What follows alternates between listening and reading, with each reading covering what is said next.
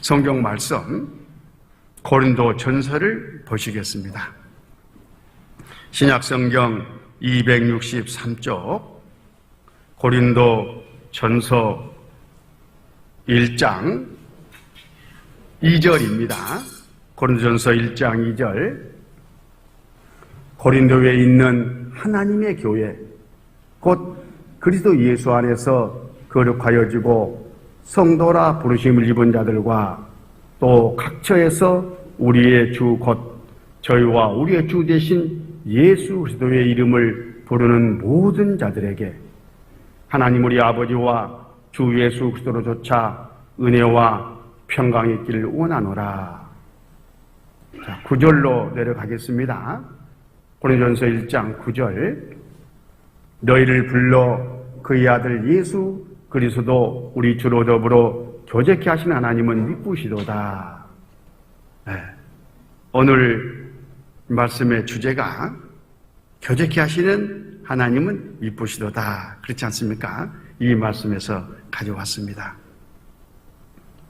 우리는 지금 신앙의 기본에 대해서 폭넓게 이렇게 정리를 하는 그런 시간을 갖고 있는데, 집을 지을 때에 그 기초가 아주 튼튼하게 잘 놓여졌을 때 그에 지어진 집이 안정감을 갖고 튼실하게 또 높게 지어질 수 있는 것처럼 우리 신앙도 기본적인 기초적인 이런 말씀들이, 이런 원리들이 풍성하게 잘 깨달아져 가지고 마음의 중심에 자리 잡고 있을 때에 그 신앙이 아주 씩씩하게, 튼실하게, 튼튼하게, 무럭무럭 주님의 장성한 분량에 이르기까지 성장해 가는 겁니다.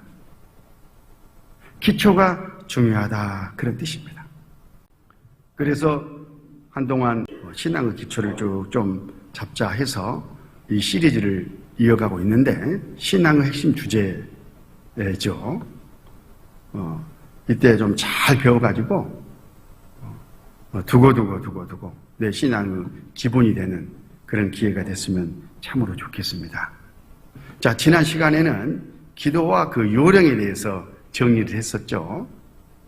이 시간에는 교회와 교제를 주제로 말씀을 나누고자 합니다. 교회 안에 거하는 생활,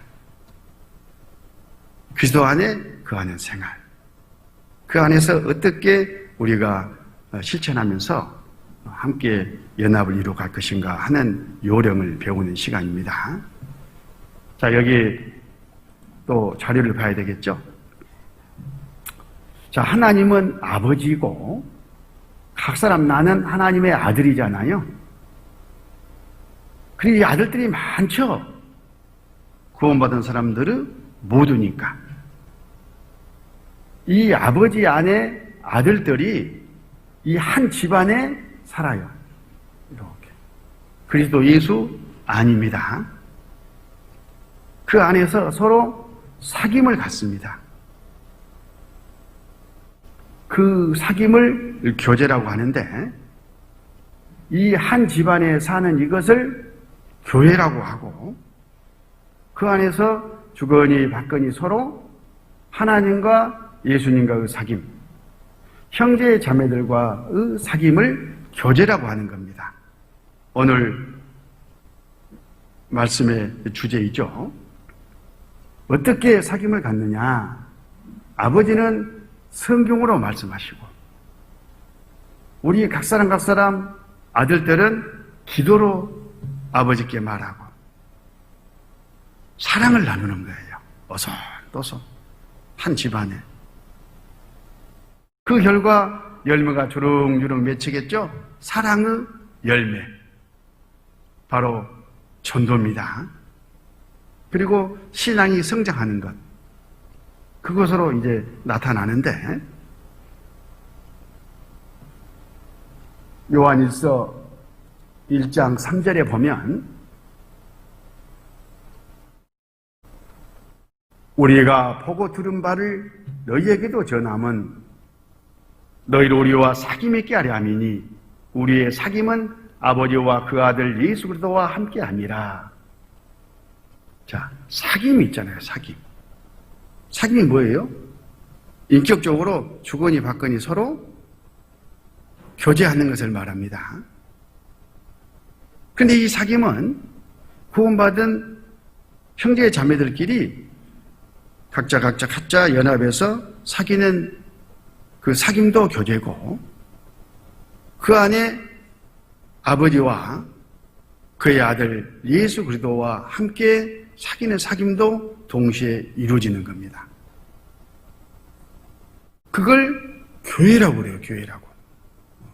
그래서 한 하나님 아래 구원받은 모든 식구들이 대가족 함께 이렇게 사는 거예요. 함께 한 집안에서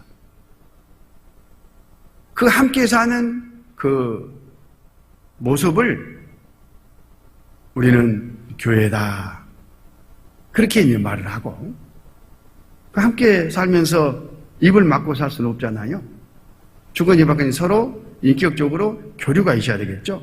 그걸 사귐 곧 교제라고 하는 겁니다. 그래서 구원을 받고 나면 무조건 그리스도 예수 안에 거해야 되고 한 집안 사람으로서 살아가야 된다, 그런 뜻이에요. 그리고 그 안에서 서로 교제를 해야 돼요.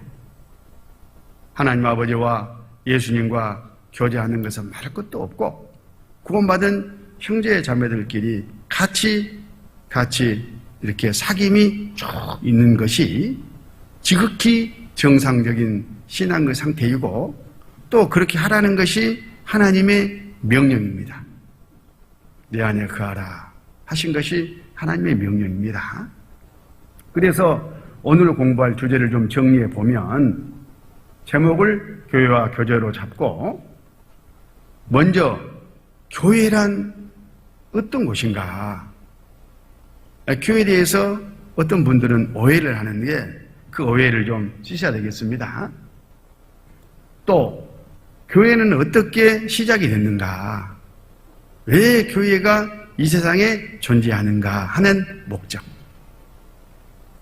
그리고 그리스도 안에서 행하는 이 모든 것들이 신앙생활, 무슨 교제생활 그러는데, 하나님은 이 신앙생활을 그리스도 예수 안에 거하는 생활을 잘 할 수 있도록 하시기 위해서 이해하기 쉽게, 알기 쉽게, 어떻게 해야 될 것을 우리 생활 가운데 비유를 통해서 말씀하셨어요. 그래서 그 교회에 대한 여러 비유를 성경적으로 살펴보면서, 내가 이렇게 생활해야 되는구나 하는 바른 신앙생활의 그런 이제 모습도 공부를 하도록 하겠습니다. 그리고 교회와 신앙의 성장, 그 안에서 교제가 이루어지고 그 결과 신앙이 무럭무럭 성장이 되는데, 교제케 하시는 주님의 뜻, 그리고 참된 교제, 그 모습은 어떤 것인가 하는 것들을 성경에서, 성경 말씀을 좀 많이 이렇게 찾아가지고 확인하면서 기본을 좀 다지기로 하겠습니다. 자, 첫 번째, 교회란 어떤 곳인가? 여기 보면 교회당이 교회, 성전, 그렇게 잘못 생각하는 사람들이 있다, 그 말이에요. 밖에 많은 사람들이, 또는 심지어 교회를 나가고 있는 기독교인들까지도 교회당 있잖아요. 교회당, 이 건물, 그걸 교회라고 생각을 해요. 그러니까 교회당 하나 딱 지어놓고는 거기에 하나님이 계신다, 하나님이 들어온 식, 하나님께 계시라고 드리는 봉헌식이라는 것을 가져요. 성전 봉헌식. 성전이란 말은 하나님이 거하시는 곳, 그런 뜻이거든요. 성전 봉헌식, 이런 말을 뭐 일상적으로 쓰는데 과연 이런 것들이 성경적인가 하는 것들을 좀 정리하는 것은 필요합니다. 자, 이게 봐볼까요?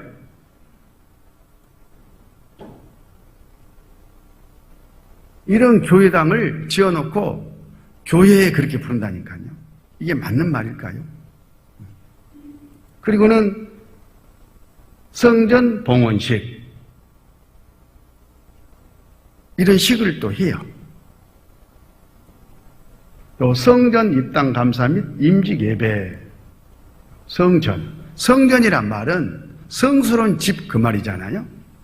성경에서 성전 그러면 하나님이 거하시는 곳, 하나님이 거하시는 초소, 그 안에 하나님이 사신다는 뜻이잖아요. 하나님의 임재를 말하는데 그 집에 하나님이 계시겠냐 그 말이에요. 자, 사도행전 17장 24절에 우주와 그 가운데 있는 만유를 지으신 신께서는 천지의 주시시니 손으로 지은 절에 계시지 아니하시고, 요 전이란 말은 집이란 말이에요. 집전자죠. 손으로 지은 집에 계신다 안 계신다? 계시지 아니하시고. 그러니까 계시고 그랬으면 아까 그 말이 맞겠죠. 아니하시고 그랬으니까 저런 태도는 전부 다 성경적이지 않구나 하는 정리를 우리가 다 해야 됩니다.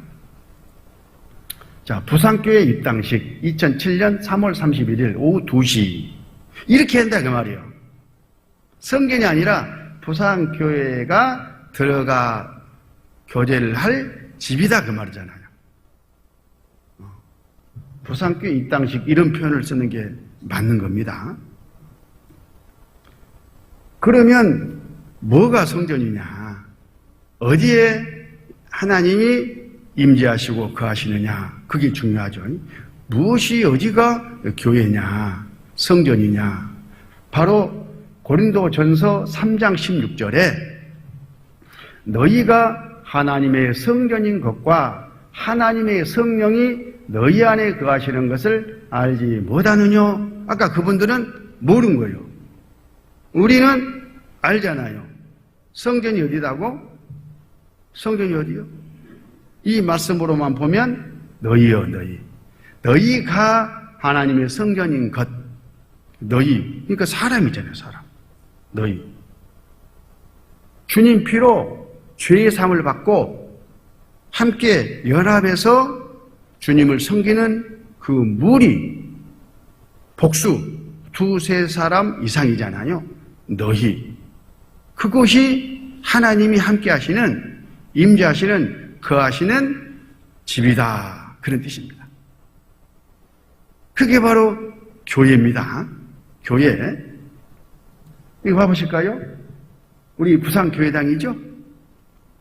이 집이 교회가 아니라 이 안에 이렇게 구원을 받고 성경도 배우고 사귐도 갖고 하나님을 섬기는 이 무리들, 이 구원받은 우리 식구들이 하나님이 사시는 거하시는 집이에요.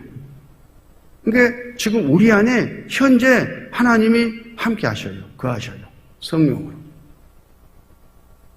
그래서 우리 구원받은 우리 식구들 그 연합이 하나님의 집 성전이고 그것을 교회다 이렇게 부르는 겁니다.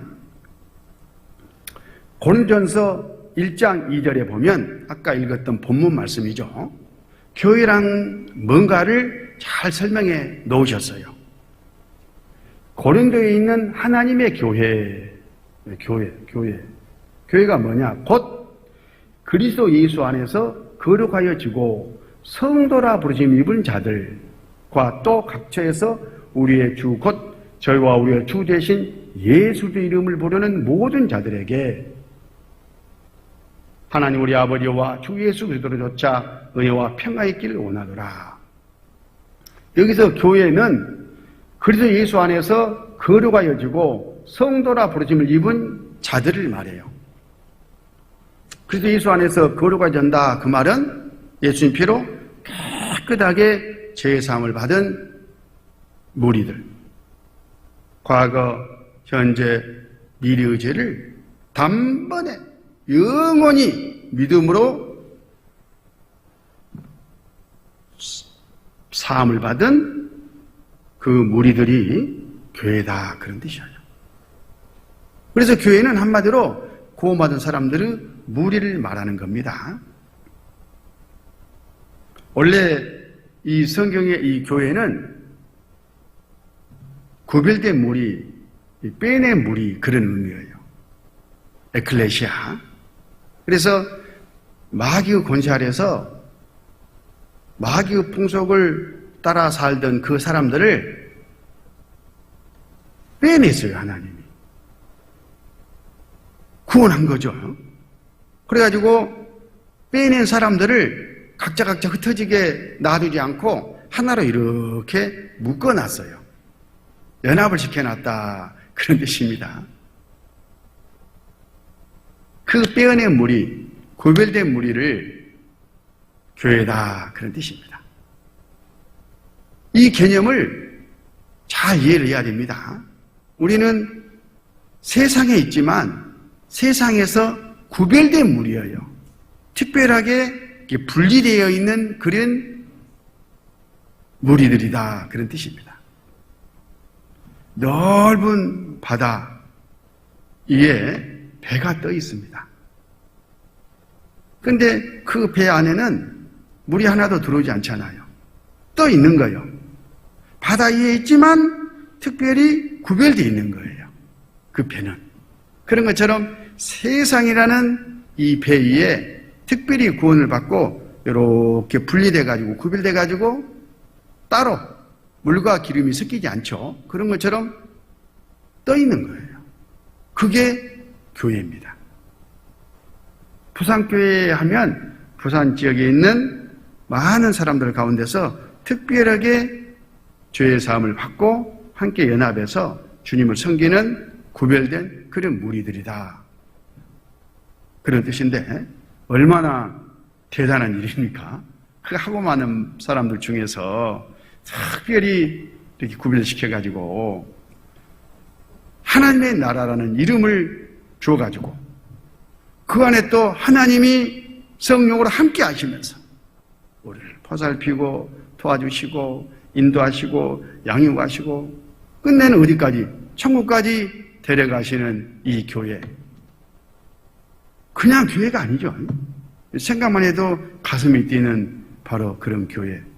우리는 그 교회 안에 있고 이 교회가 얼마나 소중하고 중요한지, 그렇다면 이 교회 안에서 우리가 어떻게 이 하나님 주신 은혜와 사랑과 그 모든 것들을 잘 누리고 또 하나님이 맡기신 그 사명과 그 목적을 잘 이뤄낼 것인가를 생각하는 것은 너무나 중요하다, 이렇게 교훈을 받습니다.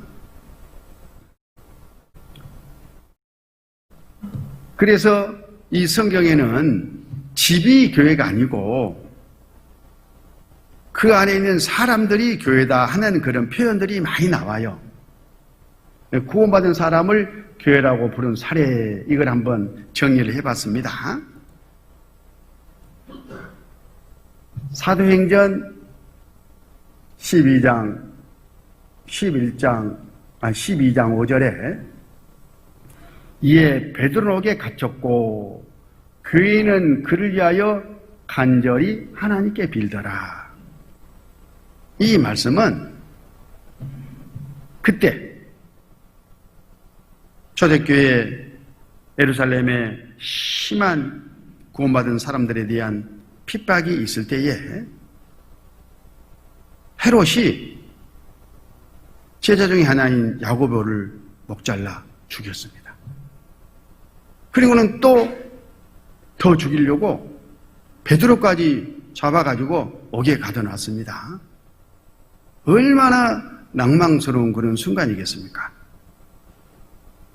그때에 교회가 마음을 모아서 함께 이 베드로를 살려주십시오, 풀어주십시오, 교회를 보호하고 지켜주십시오 하고 기도를 했다, 그런 뜻이에요. 여기 보면 베드로는 옥에 갇혔고 교회는 그를 위하여 간절히 하나님께 빌더라. 간절히 하나님께 빌었어요. 누가? 교회가.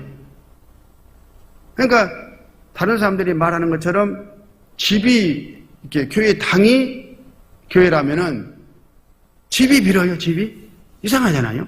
집이 막 빌어? 집이 이상하죠. 사람이 빈 거죠. 그래서 교회는 사람이구나 하는 것들을 금방 교훈받을 수 있지 않습니까? 또 고린도전서 16장 19절에 아시아의 교회들이 너희에게 무난하고 아굴라와 브리스가와 및 그 집에 있는 교회가 주 안에서 너희에게 간절히 무난하고, 교회가 무난하잖아요. 그 집에 있는 교회, 집 안에 들어있는 사람들, 구원받은 사람들이 무난했다, 그런 뜻입니다. 또 골로새서 4장 15절에도 라오디게아에 있는 형제들과 눈바와 그 여자의 집에 있는 교회에 무난하고, 교회에 문화를 했는데 누구냐? 그 여자 집에 있는 교회, 집 안에 있는 구원받은 식구들에게 안부를 전했다, 그런 뜻이지 않습니까? 그래서 집을 교회 또는 성전 이렇게 부르는 것은 아주 잘못된 겁니다. 그러면 성경에서 말씀하신 교회란 것은 뭐냐? 구원받은 그리스도인들의 무리다, 이렇게 정리하고, 바로 우리가, 구원받은 우리가 지금 함께 연합해서 뭉쳐서 주님을 섬기는 지금 우리가 진짜 교회다, 이런 자긍심을 갖기를 바랍니다. 그러면 교회는 어떻게 시작이 됐는가? 탄생의 근거가 뭐냐? 그 교회가 하는 일이 뭐냐 하는 것을 간단하게 정리를 하겠습니다. 갈라디아서 1장 4절, 그리스도께서 하나님 곧 우리 아버지의 뜻을 따라 이 악한 세대에서 우리를 건지시려고 우리 죄를 위하여 자기 몸을 들이셨으니, 예수님께서 자기 몸을 드렸습니다. 십자가에 못 박혀서 그 고통받고 피 흘려 죽는 가운데 자기 몸을 완전히 드리는 가운데 우리를 구원하셨잖아요. 이 교회는 예수님 생명으로, 예수님 피로 사신 하나님의 것이에요. 어마어마한 가치를 갖고 있다, 그런 뜻입니다. 사도행전 20장 28절, 너희는 자기를 위하여 또는 온 양떼를 위하여 삼가라. 성령이 저들 가운데 너희로 감독자를 삼고 하나님이 자기 피로 사신 교회를 치게하셨느니라. 교회 뭐냐? 하나님이 자기 피로 산 거다, 그런 뜻이에요. 하나님이 이 세상 사람으로 오셔가지고 그 피로, 그 생명으로 죄값 대신 지불하고 우리를 사셨어요. 그러니까 교회는 하나님의 피값으로 사신 것이기 때문에 얼마나 가치가 있겠습니까? 천지 우주 만물을 창조하신 하나님, 유일하신 하나님, 능치 못할 일이 없는 하나님, 모든 것이 되시는 하나님, 절대자 하나님이 자기 생명을 지불하고 샀어요. 바꿨다, 그 말이죠. 그러니까 교회가 얼마나 대단한 거예요. 하나님의 목숨하고 바꾼 거니까. 그까지 교회 이러면 안 됩니다. 큰일 나는 거예요.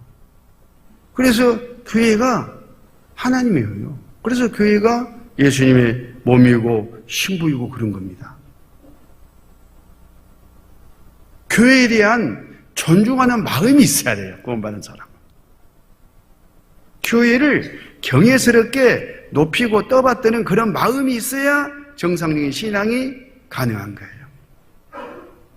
교회를 무시하고 그 신앙이 잘 될 수는 절대 없습니다. 교회를 몰라서 그래요. 교회는 하나님의 피로 사신 것이다. 어떤 것과도 바꿀 수 없는 거예요. 어떤 이유로도 교회에 피해가 되고 교회가 잘못되고 교회에 영향이 가는 것은 절대 허용이 될 수 없다 하는 것도 이 메시지 안에 다 포함되는 거예요. 무엇보다도 우선순위 교회. 나머지는 다 소중한 것들이지만 그 아래 것이에요. 교회에 피해가 되면 나머지는 다 희생시키는 것이 우리의 마땅한 태도와 자세다. 그런 뜻입니다. 하나님이 자기 피로 사신 교회를 치게 하셨느니라. 자, 고린도전서 6장 19절 너희 몸은 너희가 하나님께로부터 받은 바 너희 가운데 계신 성령의 증인 줄을 알지 못하느냐? 너희는 너희 것이 아니라 값으로 산 것이 되었으니 그런즉 너희 몸으로 하나님께 영광을 돌리라. 이렇게 말씀하셨잖아요. 교회는 하나님이 거하시는 집인데 이 말씀은 그 안에 집을 이루는 구원받은 각 사람도 하나님이 그 안에 거하시는 집이라는 말이에요. 우리가 구원을 받을 때에 복음의 말씀을 믿을 때에 성령이 내 안에 인을 지시고 들어와 내주하시잖아요. 떠나지 아니하시고 우리가 주님 재림의 그 순간까지 우리 안에 계셔요. 내 마음 안에 계셔요. 하나님이 성령. 그러니까 이 구원받은 사람들의 몸은 하나님의 집입니다. 성경이란 말은 하나님 집이란 말이에요. 하나님이 그 안에 계시다는 뜻이에요. 각 사람 내가. 그러니까 얼마나 이 내 몸이 주님이 거하시는 집이니까 얼마나 또 거룩하게 주님이 씻기에 합당한 그런 몸으로 유지돼야 될 그런 의무감을 느끼지 않습니까? 그 성전들이 집들이 모이고 연합해가지고 큰 집을 이루고 있는 거예요. 물론 그 안에 하나님이 계시죠. 그게 바로 교회예요. 그런데 여기 값으로 산 것이 되었으니 값을 치르고 샀어요. 핏값을 지불하고 샀습니다. 우리 각 사람을 주님이 사셨어요. 제사 갚아주고 우리를 구원했다, 천국 보내준다, 영혼만 사신 게 아니고 우리의 모든 것, 하나님께 받은 모든 것들을 마귀에게 아담이 몽땅 에덴 동산에서 넘겨줘 버렸는데 그걸 다시 이 하나님의 생명, 이 피, 목숨을 지불하고 다시 다 사신 거예요. 완전히 하나님 것입니다. 각 사람 나는, 교회는. 그러니까 거기에 걸맞게 우리가 하나님을 높이고 교회를 높이고 나를 잘 관리하는 것은 신앙생활에 있어서 기본 중에 기본이다. 그런 뜻입니다. 그래서 여기 20절에 너희 몸으로 하나님께 영광을 돌리라. 먹든지 마시든지 무엇을 하든지 하나님의 영광을 위하여 하라. 이런 말씀 우리가 늘 권면받고 또 그런 교제들을 나누는데 왜 그러느냐. 먹든지 마시든지 무엇을 하든지 하나님께 영광이 되게 해야 되느냐. 바로 각 사람 내가, 교회가 하나님이 피값으로 사신 하나님의 것이기 때문에 그렇다는 말씀이셔요. 내가 무슨 하나님께 적선하는 게 아니에요. 내가 의로워서, 내가 잘나서, 내가 열심히 해서 하나님께 드리는 그게 아닙니다. 하나님 것이니까 마땅히 하나님이 쓰시겠다고 하면 쓰시라고 드리고 하나님의 영광을 위해서 내가 드려져 있는 상태, 그걸 예배라고 하는 거잖아요. 거룩한 산제사로 드리라. 자, 이 교회는 그래서 이 땅에 살아가는 동안에 역할과 사명이 있어요. 해야 할 일이 있다, 그런 뜻이죠. 그 대표적인 말씀이 이 말씀이에요. 주님께서 맡기신 말씀. 마태복음 28장 19절. 그런즉 너희는 가서 모든 족속으로 제자를 삼아 아버지와 아들과 성령의 이름으로 세례를 주고 내가 너희에게 분부한 모든 것을 가르쳐 지키게 하라.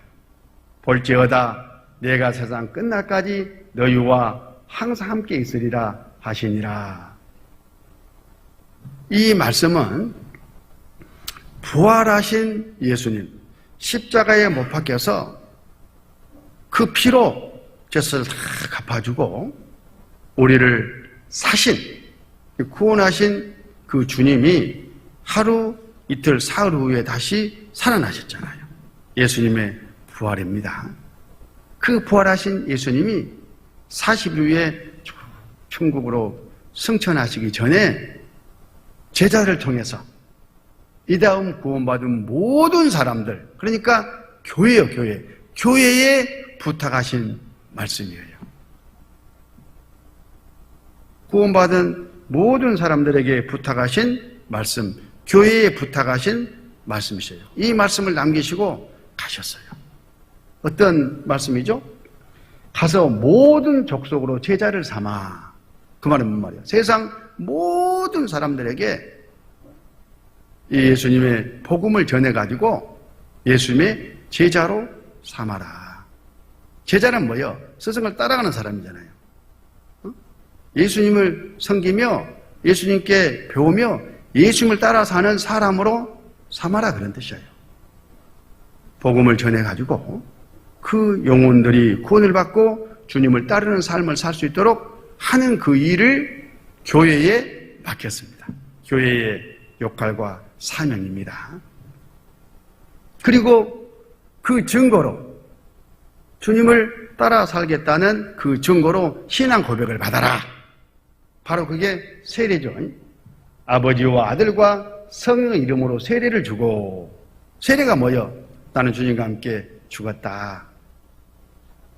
그리고 주님과 함께 새롭게 태어났다. 나는 이제 주님을 주인으로, 스승으로 모시고 주님의 일만 하며 남은 여생을 살아가야 되겠다라고 신앙 고백을 하게 되는데, 그걸 세례라고 하는데 그 신앙 고백을 받아라, 그런 뜻이에요. 그게 이제 첫 번째 주님이 말씀하신 것이고, 두 번째는 내가 너에게 분부한 모든 가르쳐 지키게 하라. 주님이 말씀하신 것을 가르쳐라. 가르쳐라. 그리고 배운 대로 실천하며 살게 해라. 그렇게 말씀하셨어요. 그게 신앙생활이죠. 가르쳐가지고 지켜 사는 가운데 신앙이 무럭무럭 성장하잖아요. 그것을 양육이라 해요. 양육. 더 하나님이 쓰시기에 훌륭한 사람으로 양육시키는 것이 교회가 해야 될 역할이다, 그런 뜻입니다. 그래서 하나님께서 교회에 맡긴 사명을 크게 압축해서 정리하면, 첫 번째는 영혼 구원, 전도죠. 그러니까 전도 빠져버린, 전도를 등한히 하는, 전도가 후순위로 밀리는 그런 교회는 벌장 다 본 거예요. 그래, 안 그래요? 그런 거예요. 교회를 모르니까 그래요. 무엇보다도 영혼구원 전도만큼은 다 선하게 지어져야 됩니다. 교회가. 교회 하면 뭐 부산교회만 상상하시는데요. 두세 사람이 주님 이름으로 모인 바로 그것이 교회니까 가정도 교회일 수 있고, 지금 우리가 편지해 놓은 일정 지역의 형제 자매들 구역도 교회고, 이렇게 모여있는 우리 부산교회 섹터도 교회고, 부산권도 교회고, 대한민국 전체도 교회고, 세계적으로도 교회예요. 그 교회에 맡긴 사명, 그러니까 이번 대전도 집회 그러면 우리는 이제 구역 중심의 전도입니다. 왜 구역 중심의 전도해가지고 구역 중심으로 우리가 늘 강조하면서 전도를 할까요? 그게 가장 효율적이니까. 우리 사람은 한계가 있어요. 능력에 제한이 있어요. 그리고 늘 마귀의 틈을 타 공격을 받아. 그래서 착착하게 공격을 잘 막아내면서 효율적으로 주님을 의지하고 주님의 역사 가운데서 잘 전도할 수 있는 시스템이 뭘까 하고 지혜를 짜보니까 이게 좋겠네. 그래서 주님이 구역이라는 영역을 주신 거예요. 그래서 구역의 첫 번째 사명은 뭐예요? 영혼 구원이다. 제자를 삼아라. 제자를. 그리고 그 구원받은 식구들을 잘 양육해서 더 훌륭한 일꾼으로 키워내는 바로 그 일을 각 구역이 사실은 감당하고 있잖아요. 얼마나 구역이 중요한지 몰라요. 그래서 제가 입만 열면 그 안에 리더들, 수고하는 식구들, 구역장님, 조장님, 부교육장님, 또 총무님, 그 구역 임원들을 틈만 있으면 기도를 해요. 그리고 교제를 해도 그 구역 임원 아닌 사람들은 시기 질투할 만큼 또 그렇게 기도 가운데도 또 하고 강조하고 그렇게 한 이유가 뭐예요? 그만큼 주님이 크게 쓰시고 역사하시고 또 그만큼 수고를 하기 때문에 그래요. 그만큼 힘이 필요하고 주님의 은혜가 필요하고 능력이 필요하고 위로가 필요하기 때문에 그런 거예요. 그런 마음으로 우리가 구역 식구들이 전체가 연합할 때에 그 앞에서 앞서 수고하는 구역 임원들을 알아주고 따라주고 이렇게 연합하는 것은 주님의 뜻이고 주님께서 맡기신 이 사명, 전도와 양육 이 사명을 잘 할 수 있는 토대라는 것을 생각하면서 교회에 맡긴 주님의 이 명령을 잘 우리가 이뤄나가야 되겠습니다. 자, 그러면서 주님께서 이렇게 이루어 말씀하셨어요. 내가 주님이 세상 끝날까지 주님 오시는 그 순간까지 우리가 들림받고 혼인잔치에 들어가는 그 순간까지 너희와 항상 함께 있으리라.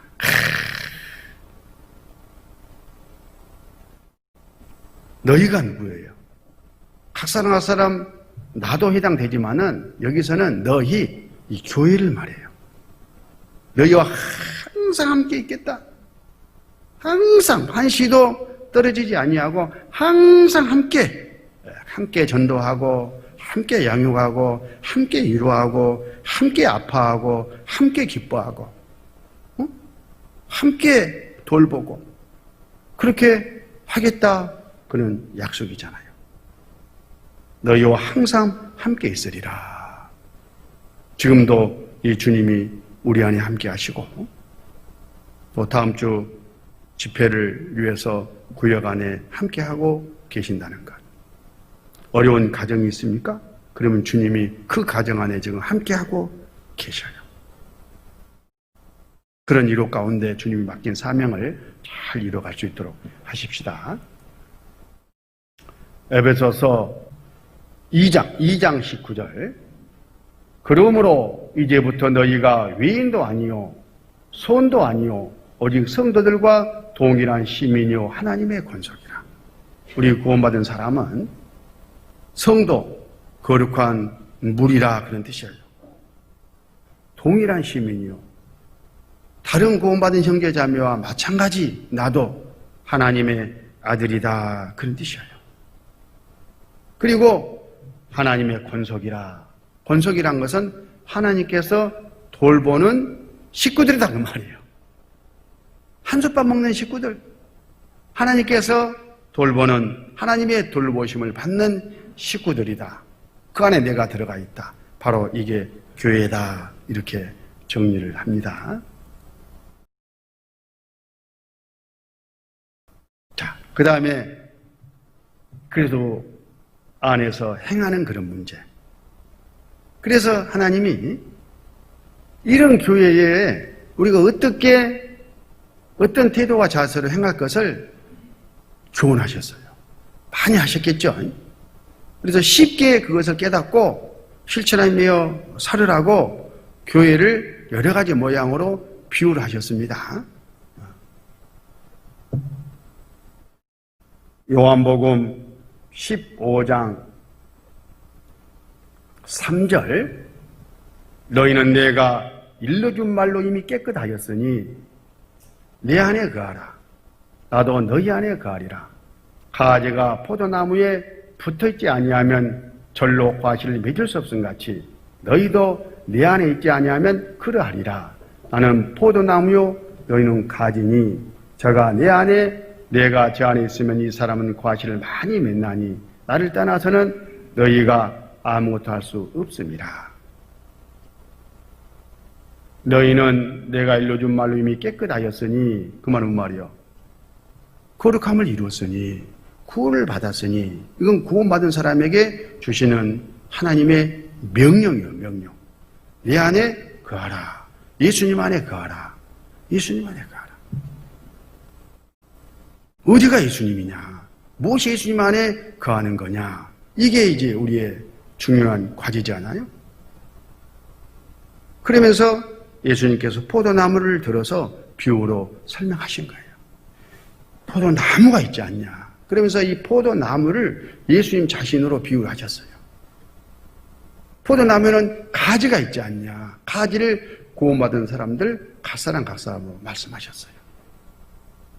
가지가 포도나무에 붙어 있어야 공범을 받고 포도라는 열매를 맺을 수 있는 것처럼 너희가 내 안에 붙어 있어라. 붙어 있어라. 그 예수님이 나를 구원하시고 내가 구원받은 내가 예수님께 딱 붙어 있는 이 상태가 지극히 정상적인 신앙의 상태고 그게 바로 교제예요. 예수님이 교회고. 자, 그림 한번 볼까요? 그림. 이거 찾느라고 예를 썼습니다.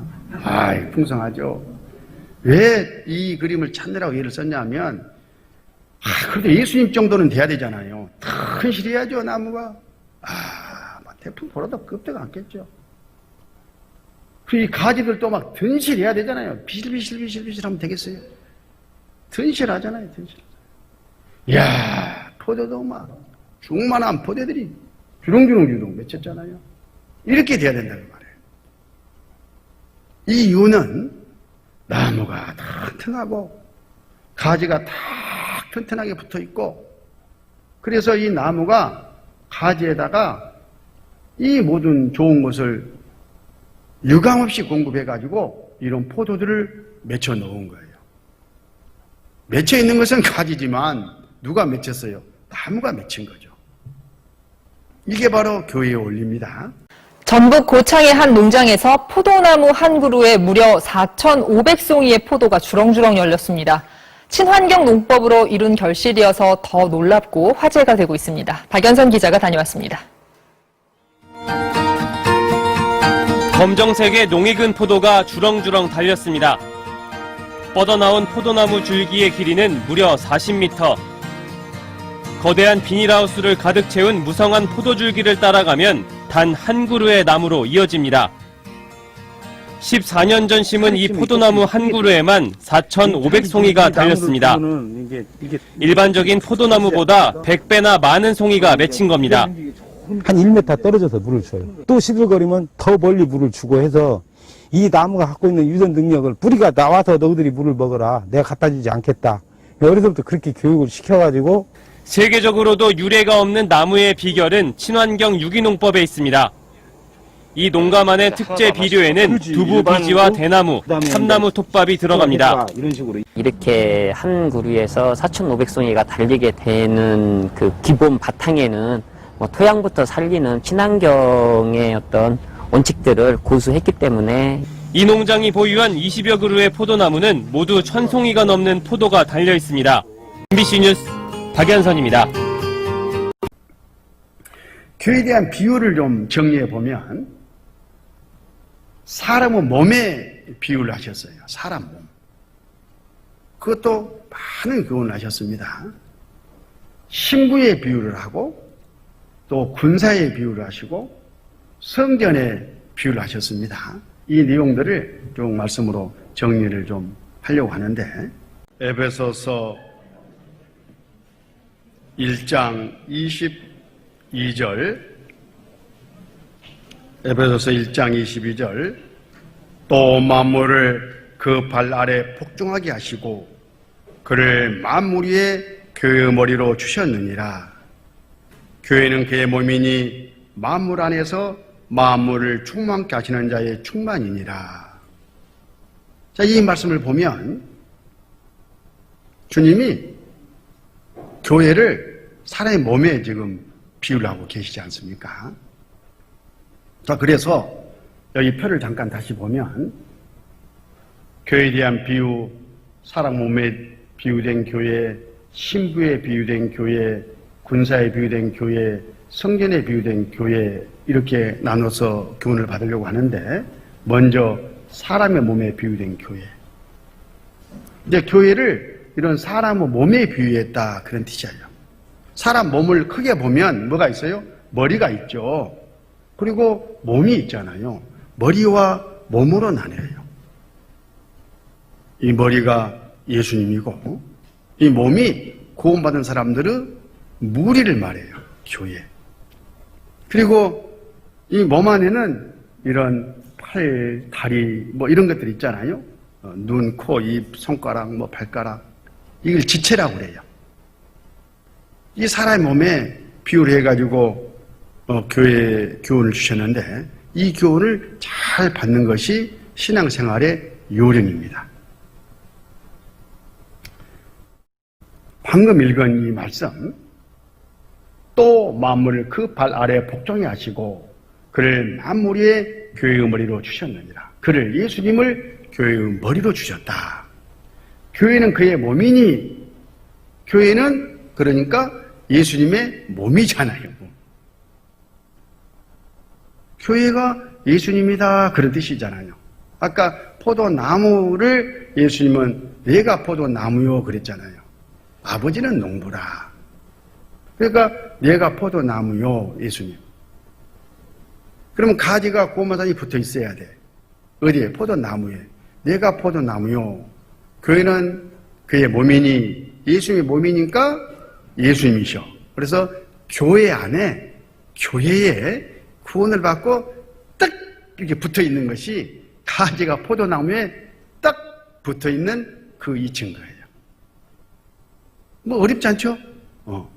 교회는 그의 몸이니 만물 안에서 만물을 충만케 한 자의 충만이니라. 그러면 나무가 가지에다가 열매 필요한 모든 것들을 공급해가지고 열매를 맺혀 놓는 것처럼 하나님은 이 교회를 통해서 모든 각 사람에게 필요한 신앙의 열매를 다 맺혀 놓으셔요. 그러니까 교제에 떨어져 있으면 하나도 신앙의 열매가 맺히지 않는 거예요. 딱 붙어 있어야 돼요. 교회에 붙어 있어야 돼요. 그게 그리스도 예수 안에 거하는 생활이라고 그런 겁니다. 그리스도 예수 안, 그 말은 교회에 붙어 있어라. 어떤 일이 있어도 그런 뜻입니다.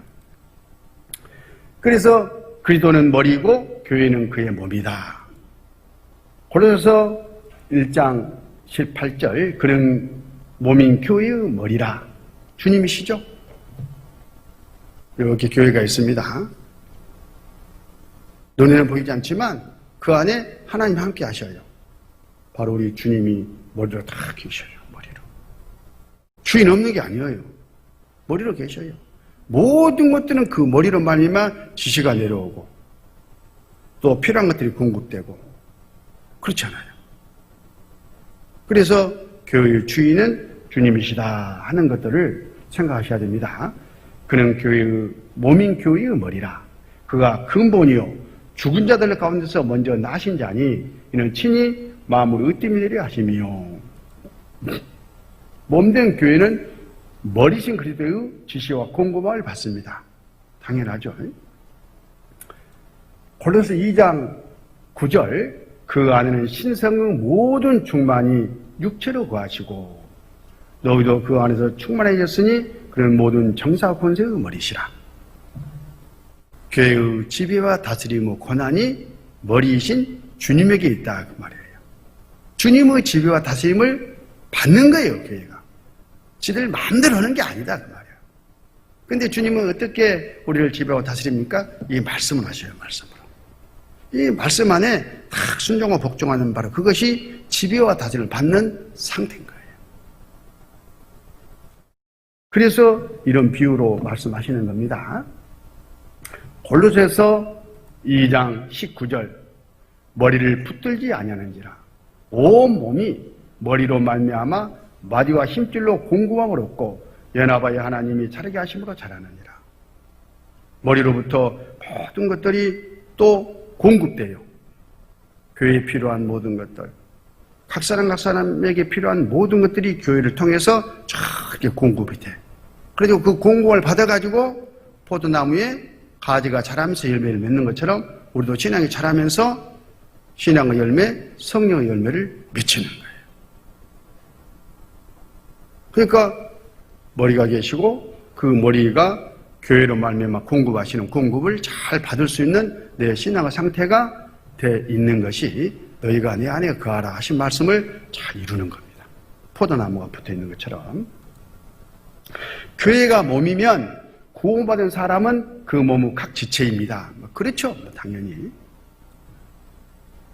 고린도전서 12장 12절 몸은 하나인데 많은 지체가 있고 몸의 지체가 많으나 한 몸인 것 같이 그리스도도 그러하니라. 구원받은 사람들은 몸 전체적으로 하나잖아요. 근데 그 안에 지체가 많잖아요. 또 지체가 많지만 전체적으로는 하나잖아요. 이 모든 지체들이 그 몸의 일을 해요. 일사불란하게 따로 노는 게 아니에요. 어떻게? 머리의 지시를 받아가지고. 그래서 교회는 믿는 거 아는 것이 하나 돼서 일사불란하게 움직이는 그런 하나님의 조직인 겁니다. 고린도전서 12장 27절 너희는 그리스도의 몸이요 지체의 각 부분이라. 그러니까 각 사람 입장에서는 전체적으로는 교회고 또 개인적으로는 그 안에 붙어있는 지체고 전체로 하나가 되면서 또 각 사람 개별적인 나고 난 나야 이러면 안 돼. 전체적으로 전체의 일에 우리가 하나로 해야 할 일이 있고 각 사람 네가 주님 앞에 각 사람으로서 해야 할 일이 있다. 이런 교훈을 또 받는 겁니다. 그 다음 몸의 각 지체의 하는 일이 다르듯이 믿음의 지체들도 각 분량과 은사와 직분이 다 다릅니다. 그렇죠? 이 몸에 이 지체들이 각자 하는 일이 다 다르잖아요. 길이도 다르고 용도가 다 달라요.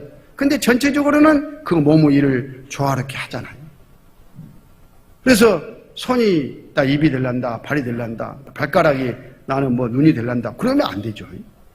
그래서 각자 자기 위치에서 자기 일을 성실하게 하면은 몸이 잘 되고 몸이 잘 되면 또 내가 잘 되는 거죠. 고린도전서 12장 4절 은사는 여러 가지나 성령 같고 직임은 여러 가지나 주는 같으며 역사는 여러 가지나 모든 것을 모든 사람에게 가랑 가운데서 역사하시는 하나님은 같으니 7절 같이 읽습니다. 각 사람에게 성령의 나타남을 주심은 유익하게 하려 하심이라. 교회에 유익되게 내 은사와 직임과 내 하는 일이 쓰여져야 된다. 그런 뜻이에요. 그게 지체들이 할 일이요. 몸의 각 지체가 함께하여 몸의 일을 이루듯이 몸의 지체들도 함께하여 몸된 교회를 이룹니다. 연합이에요, 연합. 함께한다. 에베소 4장 16절 그에게서 온 몸이 각 마디를 통하여 도움을 입음으로 연락하고 상합하여 각 지체의 분량대로 역사하여 그 몸을 자라게 하며 여기서 그 몸은 교회를 말합니다. 교회가 잘하려면 각 지체들이 할 일을 제대로 잘한다 그 말이에요. 그 역할을 사랑 안에서 스스로 세우느니라. 그러면 스스로 쭉 교회가 성장해 갑니다. 하나님이 그렇게 하셔요. 로마서 12장 3절 내게 주신 은혜로 말미암아 너희 중 각 사람에게 말하노니 마땅히 생각할 그 이상의 생각을 품지 말고 오직 하나님께서 각 사람에게 나눠주신 믿음의 분량대로 지혜롭게 생각하라. 그래서 각 지체들은 마음을 높여서도 안 되고 또 주님이 충분히 할 수 있도록 해놨는데 못한다고 너무나 겸손 떨어져도 안 되고 자기의 분량대로 묵묵하게 주님께 드리고 쓰임을 받아야 된다 하는 겁니다. 그러면 하나님께서 모든 걸 다 이루셔요. 교회가 먼저 잘 되어야 그 안에 지체들이 동시에 같이 잘 되는 겁니다. 응? 그래서 교회가 먼저인 거예요.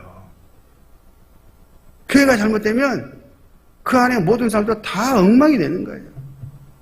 그래서 죽으나 사나 교회가 거룩하고 깨끗하고 잘 되기를 바라고 계속 이렇게 교회를 위해서 마음을 모아가는 겁니다. 그러면 자연스럽게 개인들은 신앙은 말할 것도 없고 먹고 사는 그런 문제까지도 하나님이 다 해결해 주셔요. 너희는 먼저 그 나라와 그 의를 구하라 그러셨잖아요. 그래서 그런 거예요. 그러면 이 모든 것을 더하시리라. 무엇을 먹을까? 무엇을 마실까? 무엇을 입을까? 알아서 더해 주셔요. 그래서 교회가 얼마나 각 사람 나를 위해서 가정을 위해서도 중요하다는 것을 아셔야 됩니다. 여기 자 능력은 힘은 몸에 있는 것이지 지책이 있는 것이 아닙니다. 그렇죠? 손이 열심히 무슨 일을 해가지고 좋은 것을 하나 만들어내놨습니다. 능력이죠. 능력의 결과예요. 근데 이게 손이 한 거예요? 내 몸이 손을 써서 한 거예요? 몸이 한 겁니다. 같이. 저기에 있는 재료를 가지러 가야 돼. 발이 없으면 어떻게 갔어? 손이 가서 걸어가서 가져왔어요? 또 누구에게 좀 가져다 둬 그러면 입이 가져다 둬 이렇게 말을 했으니까 오게 되고 그래서 손이 일을 했죠. 그런 것처럼 우리가 연합해서 몸에서 나오는 그런 능력으로 주님의 일도 교회 일도 이루어지는 거다. 요한복음 15장 5절 나는 포도나무요 나는 가지니 저가 내 안에 내가 저 안에 있으면 이 사람은 과실을 많이 맺나니 나를 떠나서는 너희가 아무것도 할 수 없습니다. 그러니까 떠나서는 교회를 떠나서는 아무것도 맺힐 수가 없는 거예요. 붙어 있어야 주님이 공급하시는 그런 힘으로 능력으로 살아갈 수가 있어요. 이게 신앙생활의 궁극적인 그런 목적입니다.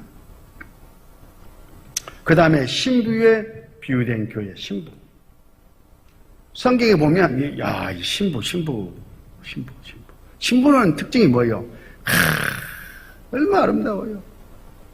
깨끗하고 거룩한 모습이 신부 상징이지 않습니까? 그만큼 교회가 그렇다고 말이에요. 주님이 신랑이고, 우리 구원받은 사람들은 우리 교회가 주님의 신부예요.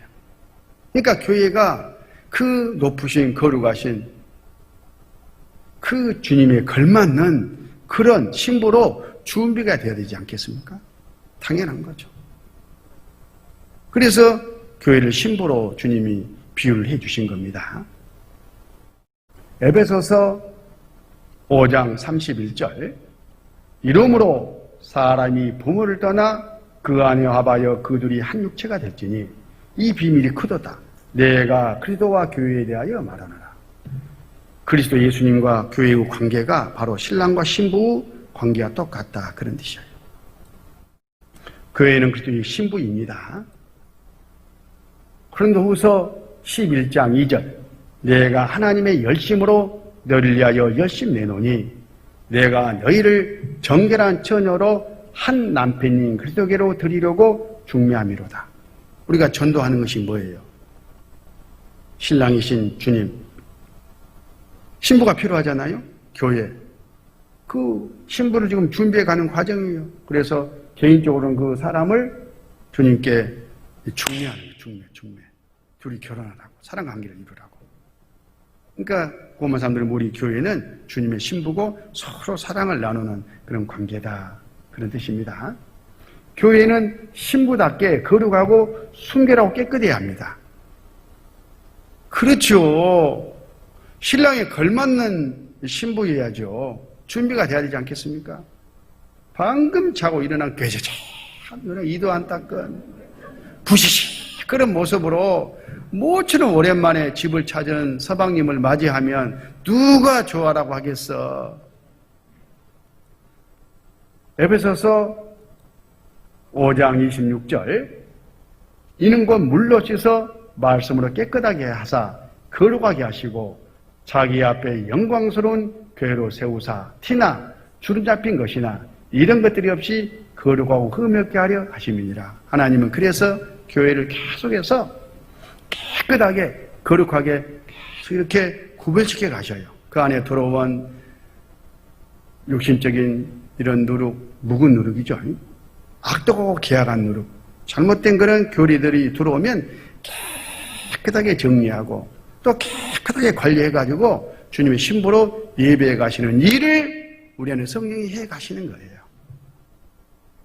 근데 우리 식구들이 막 더러움을 갖다가 막 더 쌓아놓고 더 그냥 막 이렇게 쌓아놓고 더 어지러 놓고 그러면 이거 안 맞잖아요. 성령의 역사하고는. 깨끗하게 해 가시는 그런 성령의 과정, 우리는 그런 교회라는 것을 아셔야 돼요. 요한계시록 19장 7절 우리가 즐거워하고 크게 기뻐하여 그에게 영광을 돌리세 어린 양의 혼인 기약이 이르렀고 그 아내가 예비하였으니 그에게 허락하사 빛나고 깨끗한 세마포를 입게 하셨은즉 이 세마포는 성도들 옳은 행실로다 하더라. 나중에 주님 오실 때에 고만 사람들이 그대로 들림을 받잖아요. 그리고 혼인잔치에 이제 들어가는데 7년 혼인잔치. 그때 우리가 아까 신부가 깨끗한 좋은 옷을 입고 신랑을 맞이하는 것처럼 우리가 그렇게 준비되지 않겠습니까? 그게 뭐냐? 옳은 행실이에요. 옳은 행실. 세마포. 옳은 행실, 옳은 행실. 주님 말씀대로 순종하며 묵묵하게 살아가는 이 성도들의 옳은 행실이 교회가 취해야 될 기본이다. 그런 뜻입니다. 군사에 비유된 교회, 군사. 군인들이 총 들고 전쟁하고 있습니다. 교회가 하는 일 중에 하나가 이 전쟁이에요, 전쟁. 전쟁. 뭐 총 들고 싸우라 그런 말이 아니라 영적 전쟁, 마귀하고 싸움. 디모데 후서 2장 3절 내가 그리스도 예수의 좋은 군사로 나음께 고난을 받을지니 군사로 다니는 자는 자기 생활에 얽매는 자가 하나도 없나니 이는 군사로 모집한 자를 기쁘게 하려 함이라. 주님은 또 우리 구원받은 사람들을 군사로 모집하셨어요. 그게 또 교회예요. 교회가 하는 일이죠. 그래서 교회는 군인의 역할을 해야 돼. 밖에 있는 마귀와 영적 전쟁을 끊임없이 해야 돼요. 먼저는 마귀의 공격으로부터 교회를 지켜내고 마귀는 제약된 것들, 세상적인 것들, 잘못된 것들 계속 교회 안에 넣어주잖아요. 그걸 잘 이렇게 방어를 해야 내고 평안한 줄로 성령 하나 되게 하신 것을 깨려고 하니까 그 힘써 지키는 일을 교회는 해야 되고 영적 전쟁이죠. 그리고 밖에 있는 마귀의 권살에 있는 그런 영혼들을 또 전도해가지고 구별시켜내야 되잖아요. 치열한 영적 전쟁이 있는 겁니다. 그 일에 하나님이 교회를 쓰신다. 그런 뜻이에요. 그래서 교회는 군대입니다. 군대. 디모데 전서 4장 1절 하나님 앞과 사한 자와 죽은 자를 심판하실 그리스도 예수 앞에 그의 나타나실 것과 그의 나라를 두고 의미 명하노니 너는 말씀을 전파하라. 말씀을 전파하라. 명령이에요. 누구? 교회에 대한 명령이에요. 때를 어떤지 못 어떤지 항상 힘써라. 계속해서 지속적으로 끊임없이 힘써라. 범사에 오래 참음과 가르침으로 경청 경계하며 구원하라. 우리가 지금 이렇게 하고 있잖아요. 바로 올바른 교회다. 그런 뜻입니다. 에베소 6장 12절 우리의 씨름은 혈과 육에 대한 것이 아니요 정사와 권세와 이 어둠의 세상 주관자들과 하늘에 있는 악의 영들에게 대함이라. 마귀와의 영적 전쟁을 치르고 있다. 그런 말씀입니다. 그런 군사로서의 사명을 교회가 감당해야 되고 그 다음에 성전에 비유된 교회. 자, 성전, 이 집이죠. 전 그럼 집이니까요. 이 집을 또 이렇게 우리의 교회에 비유를 해가지고 교훈하고 계시는데, 에베소서 2장 20절, 너희는 사도들과 선지자들의 터위의 세속을 입은 자라. 그래도 예수께서 친히 모퉁이들이 되셨느니라. 그의 안에서 건물마다 서로 연결하여 주 안에서 성전이 되어가고, 성전, 주님이 거하시는 집이다, 그런 뜻이죠. 여기도 성령 안에서 하나님의 거하실 처소가 되기 위하여 예수 안에서 함께 지어져 가느니라. 너희도, 고만 사람들, 무리도 성령이 거하시는, 하나님이 거하시는 집으로서 함께 잘 지어져 가요. 그래서 집을 짓듯이 교회를 성령께서 지어가는 겁니다. 너희가 하나님의 성전인 것과 하나님의 성령이 너희 안에 거하시는 것을 알지 못하느냐? 알고 말고요. 누구든지 하나님의 성전을 더럽히면 하나님이 그 사람을 멸하시리라. 하나님의 성전을 거룩하니 너희도 그러하니라. 고린도전서 3장 16절 17절. 성전은 하나님이 거하시는 곳, 거룩하신 하나님이 거하시는 곳, 그게 교회예요. 그러니까 교회는 당연히 거룩해야 되고 마귀의 공격으로부터 지켜내줘야 되는데, 그걸 더럽히면은 하나님이 가만히 두지 않는다, 그런 뜻이에요. 가만히 두지 않으면 어떻게 한단 말이에요? 구별시켜내신다, 그런 뜻이에요. 밖으로. 징계죠. 자, 이렇게 교훈을 받고 그 다음, 시간이 더 빨리 가버려요. 큰일 났네. 교제와 신앙의 성장, 교제케 하시는 주님, 빠른 속도로 좀 보십시다. 고린도전서 1장 9절, 오늘 본문 말씀이죠. 너희를 불러 그의 아들 예수 그리스도 우리 주로 더불어 교제케 하신 하나님은 미쁘시도다. 우리를 불러, 우리를 구별시켜가지고 빼내가지고 세상에서 교제케 하셨어요, 주님. 교제케 하시는 목적이 있겠죠, 목적. 목적이 뭐냐? 장차 체험할 것이 없는 자로 끝까지 그 믿음을 지켜나갈 수 있도록 하기 위해서, 경고케 하기 위해서 그렇습니다.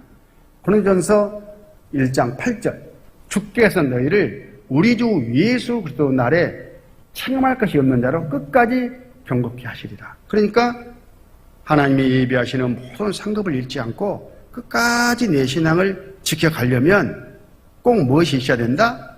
하나님이 하시는 이 교제를 끝까지 붙잡고 나가야 된다, 그런 뜻이에요. 교제에 떨어지면 아무것도 안 되는 거예요. 교제에 떨어지면. 또 하나의 목적은 구원받은 사람들이 함께 해나봐요. 복음의 신앙을 위하여 협력하도록 하기 위해서 교회를 허락하셨어요. 빌립보서 1장 27절, 오직 너희는 그리스도의 복음에 합당하게 생활하라. 이는 내가 너희를 가보나 떠나 있으나 너희가 일심으로 서서 한 뜻으로 복음의 신앙을 위하여 협력하는 것과, 고만 사람들이 일심 한 마음이 돼가지고 하나의 일에 쫙 힘을 모아가지고 복음을 전하는 그 일을 말하는 거예요. 그 일을 하라고 하나님이 교회를 허락하셨습니다. 그가 해야 할 일이죠.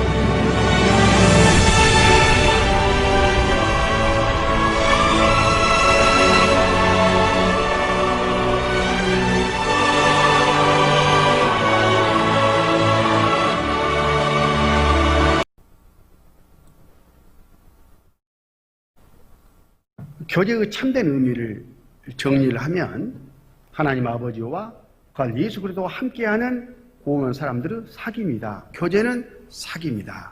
근데 그 누구하고 사귐이냐? 하나님 아버지와 우리 주님과 형제 자매들과 함께 같이 서로 사귀는 사귐이다. 그런 뜻이에요. 아까 요한일서 1장 3절 우리가 보고 들은 바를 너에게도 전함은 너희를 우리와 사귐 맺게 하려 함이니 우리의 사귐은 아버지와 그 아들 예수 그리스도와 함께함이라.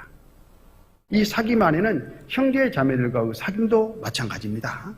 따라서 형제 자매들과의 교제는 신앙 안에서 사귐이어야 됩니다. 사귐이라 하니까 사적으로 개인적으로 끼리끼리 따로따로 교회의 일이라든가 교회 잘 되는 것 또 신앙의 유익 주님의 뜻과는 상관없이 저를 하풀이나 하는 그런 교제에 사귐 말하는 거 아닙니다. 그건 안 돼요. 성령이 그 역사하지 않죠. 신앙 안에서의 사귐. 따라서 해봐. 신앙 안에서의 사귐. 우리 부산 식구들은 너무 잘해. 이런 강조할 필요가 없지만은 이 정의를 다 해놔요. 누가 구원받으면 또 말씀을 잘 이렇게 해가지고 잘 양육을 해 나가야 됩니다. 빌립보서 1장 5절. 첫날부터 이제까지 복음에서 너희가 교제함을 인함이라. 봐요. 교제는 교제인데 무슨 교제예요? 복음에서 교제예요. 복음. 주님이 중심이다. 그 하신 일이 중심이다. 그런 뜻이죠. 그리고 복음을 위한 교회 일에 참여하고 협력하고 희생하는 것이 교제예요. 야, 이거 봐세요. 복음을 전하는 일에 참여하는 거, 같이 협력하는 거, 그 과정에 내가 필요하면 희생하는 거, 그게 다 교제다 그 말이에요. 교제. 빌립보서 3장 10절 내가 그리스도와 그 부활의 권능과 그 고난의 참여함을 알려하여 그의 죽으심을 본받아. 주님의 죽으심과 부활 그 과정에 얼마나 많은 고난이 있었습니까? 그리고 그로 말미암아 어떤 큰 능력이 함께 있습니까? 거기에 우리가 참여하는 거예요. 함께하는 거다 그 말이죠. 이걸 교제라고 해요. 교제. 함께하는 거예요. 고난에 함께하는 거예요. 그 능력에 함께하는 겁니다. 빌립보서 4장 14절 그러나 너희가 내 괴로움이 함께 참여하였으니 잘하였도다. 바울 사도가 복음 전하는 과정에 얼마나 큰 어려움을 당했습니까? 고난, 그 괴로움에 참여한 거예요. 이 말씀은 물질로 참여한 것을 지금 칭찬하시는 대목인데 참여했어요. 같이. 그걸 교제라고 합니다. 여기 보면 참여하고 일 써놨잖아요. 참여하였으니 여기 나눠주를 보면 여기 확대해 보겠습니다. 혹교제. 그러니까 그러나 너희가 내 괴로움에 함께 참여하였으니 잘하였도다. 그러나 너희가 내 괴로움이 함께 교제하였으니 잘하였도다. 그런 의미다 그 말이에요. 교제가 참여하는 것이 교제입니다. 뭐 둘레둘레 앉아서 간증이나 하고 그냥 잊어버리고 또 다음에 만나서 간증이나 하고 이걸 교제로 교제 전부라고 생각하면 큰일 나는 거예요. 함께 연합해가지고 마음을 모아서 주님 일 하는 모든 것들이 교제예요. 교제. 그럼 모여서 간증하는 건 뭡니까? 그 일을 위한 하나님께 능력을 공급받고 또 지혜를 모으는 과정일 뿐이지 그것이 교제의 전부는 아니라는 것을 꼭 아셔야 돼요. 교제의 결과는 복음과 하나님의 능력으로 나타나야 올바른 겁니다. 교제는 성령으로 말미암은 가르침을 잘 받는 거예요. 잘 배워야 잘 실천할 수 있겠죠. 사도행전 2장 42절 너희가 사도의 가르침을 받아 서로 교제하며 떡을 떼며 기도하기를 전혀 힘쓰니라. 그러니까 잘 배우고 그 배움의 토대 안에 이루어지는 주님적인 교제, 그걸 우리가 마음에 두고 잘 이렇게 실천해 나가야 되겠습니다. 히브리서 10장 24절 25절 같이 읽겠습니다. 서로 돌아보아 사랑과 선행을 격려하며 모이기를 피하는 어떤 사람들의 습관같이 하지 말고 오직 권하여 그날이 가까움을 볼수록 더욱 그리하자. 자꾸 모이라. 모여야 무슨 일이 되잖아요. 그래서 내일 대집회도 어쩌자? 나라의 법이 허락했으니까 모여야죠. 모이는 거요. 모이는 거요. 교회로. 그게 뭐예요? 진정한 교제다. 이렇게 마음에 새기면서 우리 함께 교회를 주님의 아름다운 신부로 잘 이렇게 꾸며가도록 하십시다. 잠깐 기도하겠습니다. 아버지 하나님 감사합니다. 저희들에게 또 교회에 대해서, 교제에 대해서 교훈해 주시고 또 우리를 귀하게 써주심을 감사드립니다. 우리 식구들 무럭무럭 양육해 주시고 주님께서 기대하시고 원하시는 그런 열매가 주렁주렁 맺힐 수 있도록 도와주시옵소서. 또 내일 있을 집회 외에도 더 큰 주님의 은혜와 능력이 함께 하실 것을 믿고 원하면서 우리 구주 예수님 이름으로 기도드렸습니다. 아멘.